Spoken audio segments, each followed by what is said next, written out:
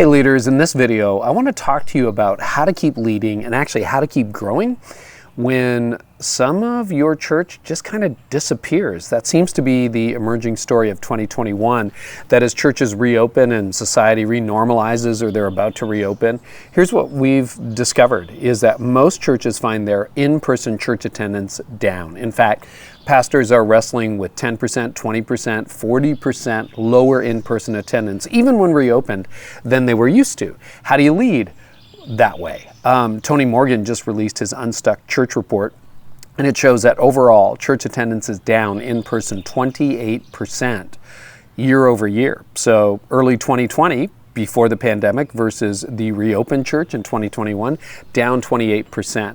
A Barna study at the end of 2020 discovered that about 20% of all Christians just kind of disengaged from church immediately. So how do you deal with that? There's a lot of uncertainty, right? Are people still watching online? Are they still with us? Have they gone to another church? Are they upset with me because of something I said or didn't say? Are they simply gone? And why did they disappear? So I want to tackle a few principles because I'm familiar with this. I'm familiar with this because long before the pandemic, about 14 years ago, I launched a church and we saw our attendance drop in half in about an 18-month period. And I'll tell you, it had to be one of the most devastating seasons of leadership in my life. A little bit of the backstory. In 2007, I had been leading a church for a number of years, and we had a good-sized congregation, and we voted 96% in favor of leaving our current denomination for a lot of reasons I won't go into here. Anyway, we knew that that might involve giving up our building, but we were prepared to do it, and the goal was to reach more people, unchurched people.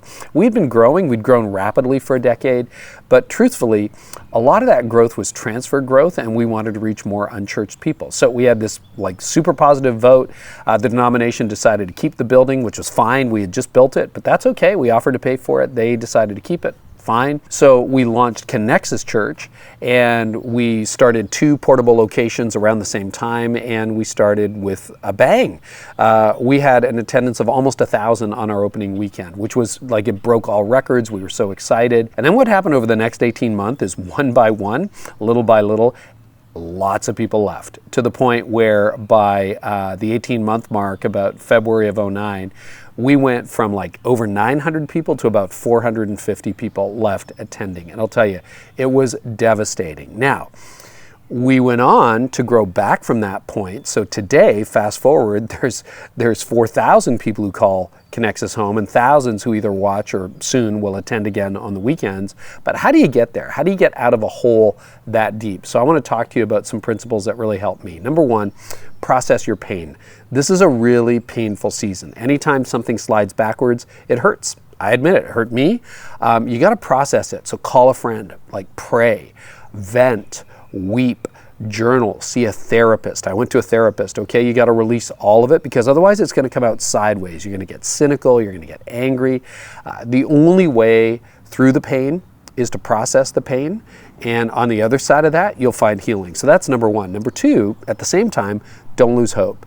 As Jim Collins says with his Good to Great book, The Stockdale Paradox, he says, you must never ever confuse, on the one hand, the need for absolute unwavering faith that you can prevail despite the circumstances, with, on the other hand, the need for discipline to confront the brutal facts. The reality is we're not as big as we were, right? So you gotta process the pain, but you gotta never lose hope. So go back to this, what's your vision?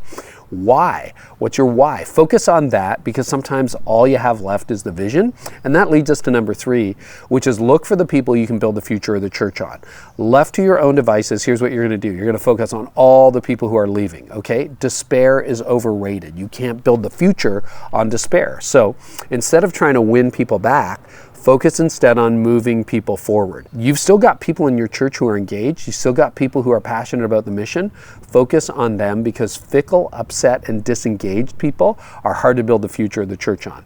That leads us to number 4, focus on engagement, not attendance. When attendance is going down, or frankly when it's going up, you can obsess over attendance. Don't. Focus on engagement. Engaged people are your future. See, 300 engaged people or 400 engaged people will be able to accomplish more than 4,000 disengaged people. So Focus on engaging people, get them involved in the mission, giving, inviting their friends, serving, all of those things. And then number 5, invest even more in church online.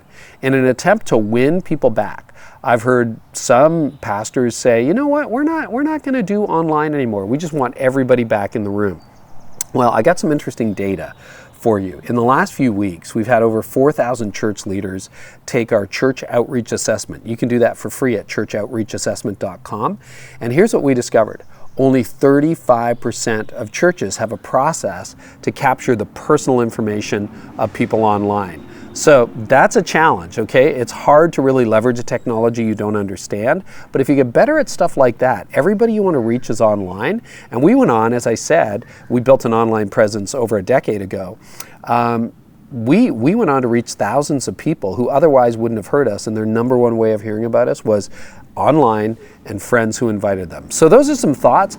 I'd love to hear more from you. I think you can have a much, much better future and want to encourage you with this video. In the meantime, if you haven't taken the Church Outreach Assessment, go to churchoutreachassessment.com. Leave a comment about what's keeping you encouraged, what your reality is, and what you hope to find over the next year.